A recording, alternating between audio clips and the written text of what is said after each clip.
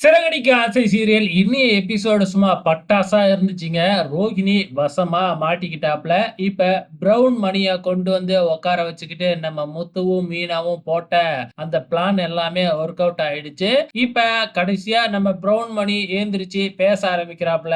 அவரு பேசாத வரைக்கும் வந்து பாத்தீங்கன்னா, முத்து, மீனா சொல்றத வந்து பாத்தீங்கன்னா, நம்பவே இல்ல விஜயாவும், மனோஜும். அது மட்டும் இல்ல, எதுக்கு இவர அழைச்சுக்கிட்டு வந்து இப்படி கஷ்டப்படுத்துறீங்க? அப்படின்னு சொல்லிக்கிட்டு இருக்கும் பொழுதே ரோகிணி எப்படியாச்சும் இவரை வெளியில அழைச்சிக்கிட்டு போயிடணும் அப்படின்னு பிரவுன் மணியை கூப்பிட்டுட்டு வெளியே போக பாக்குறாங்க. ஆனா நம்ம மீனா போய் கரெக்டா தடுத்து நிப்பாட்டி, ஏன் இதுக்கப்புறம் உன்னோட பொய்யெல்லாம் இங்க நிலைக்காது, எங்களுக்கு எல்லா உண்மையும் தெரிஞ்சு போச்சு அப்படின்னு சொன்ன உடனே நம்ம பிரவுன் மணியே போய் எல்லாருக்கிட்டையும் நடந்த உண்மையை எல்லாமே சொல்லிடுறாங்க. இந்த மாதிரி நான் வந்து நடிக்க வந்த ஒரு ஆளு தான், முத்து மீனா சொல்றதுதான் உண்மை, நான் உண்மையாலுமே ரோகிணியோட தாய் மாமாலாம் இல்ல அப்படின்னு சொல்லி சொல்றாங்க. நான் கறிக்கடை தான் வச்சிருக்கேன். ரோகிணி குடும்பத்த பத்தி எனக்கு எதுவுமே தெரியாது. ரோகிணி மலேசியால இருந்து வந்திருக்கா, இல்ல எந்த ஊரு எதுவுமே எனக்கு தெரியவே தெரியாது.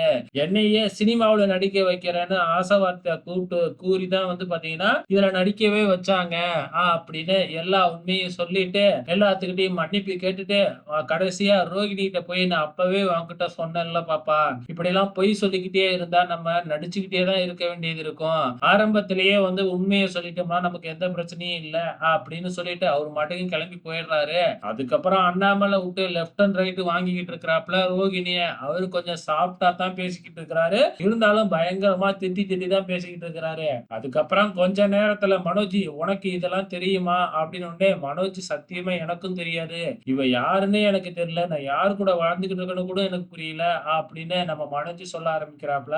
அதுக்கப்புறம் விஜயாவுக்கு வந்தது பாரு ஒரு கோவம். சும்மா ரோகிணிய லெஃப்ட் அண்ட் ரைட் போட்டு புரட்டி எடுத்து சாத்து சாத்துன்னு சாத்துறாங்க.